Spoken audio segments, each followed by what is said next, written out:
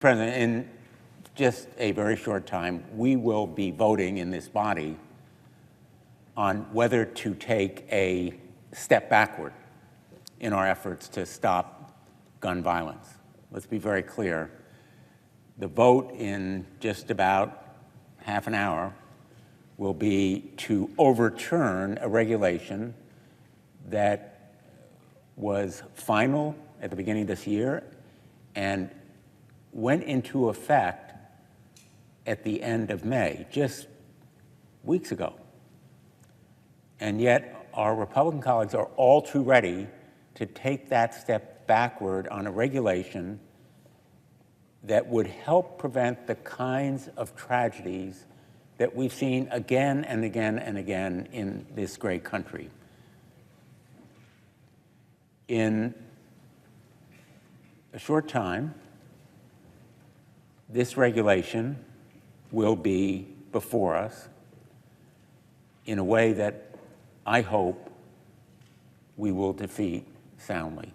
Just last week, we held a summit in Hartford, Connecticut, bringing together all of the major groups involved in trying to prevent gun violence, addressed by the President of the United States, who has promulgated this regulation that requires registration of pistol braces.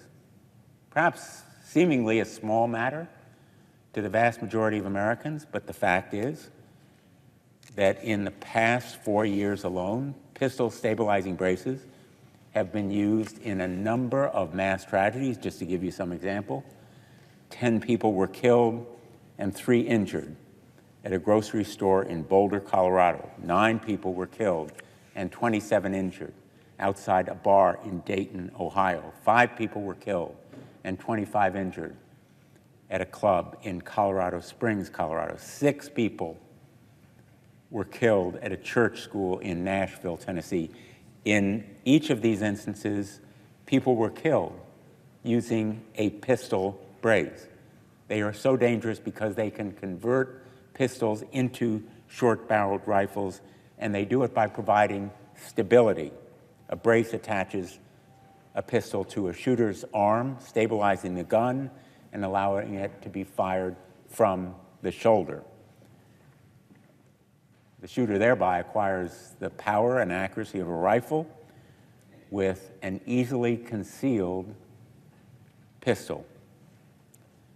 So today we're here to decide whether that ATF rule, supported by the President, to his credit, designed to keep Americans safe from these makeshift rifles, will stand. What was so apparent in Hartford when the President spoke to us there was the energy and spirit reflecting America's support for these kinds of common sense gun violence prevention measures. All of those groups who attended, representing the American people, were in fact energized by a growing consensus in America. The majority of Americans support these kinds of common sense measures. And more, the gun violence prevention movement is led, not just supported, but led by young people who see our future as stopping gun violence on our street that continues to take more than 100 lives every day. These young people, some of them were actually in Sandy Hook, 6 years old at the time that their fellow elementary school students were taken from us.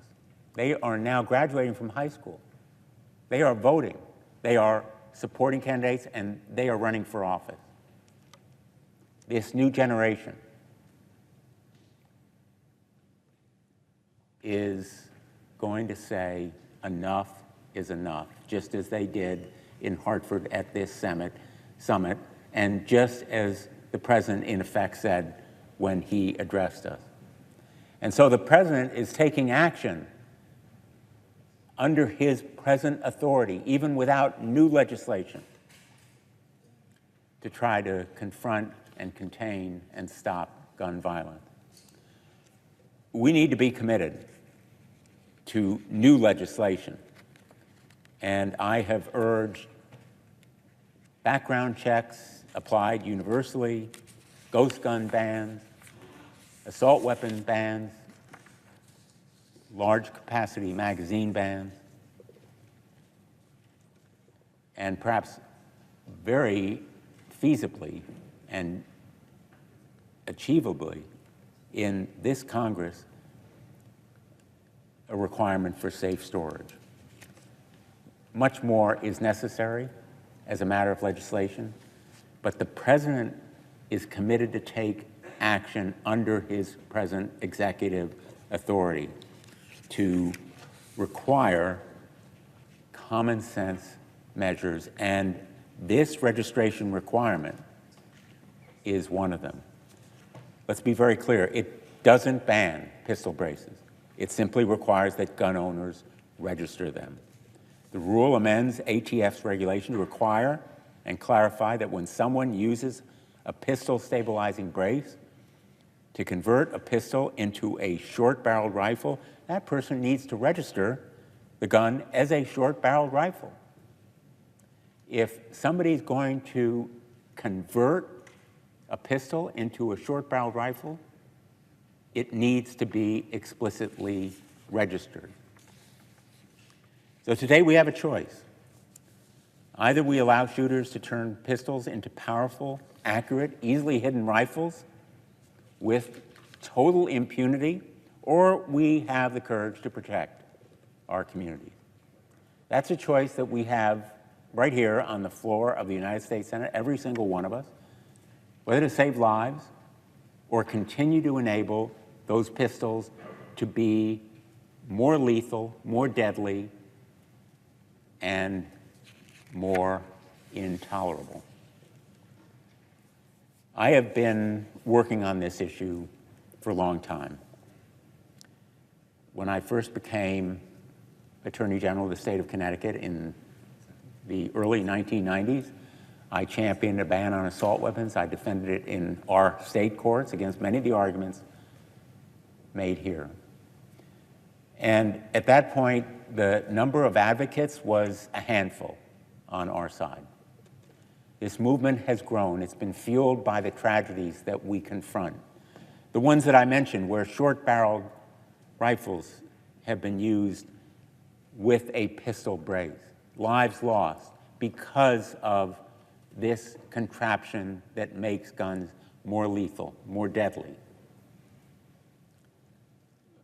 We don't need pistol braces for legitimate uses of guns.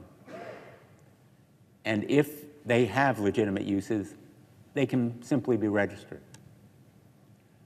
The movement that has built over these years since the early 1990s, and most directly since Sandy Hook, has been fueled by these tragedies that we can help prevent going forward. That's our obligation today.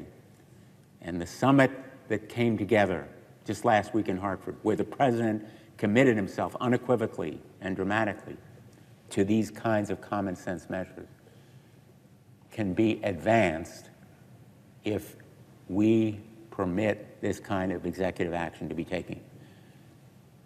Now is no time for a step backwards. Now is no time to say to the President, you can't take this kind of common sense action under existing authority. Now is the time to move forward with stronger legislation. All of those measures that I've mentioned and more that will make America safer, that will help prevent the kinds of tragedies that these pistol braces simply aggravate and fuel. Thank you, Mr. President. I yield the floor.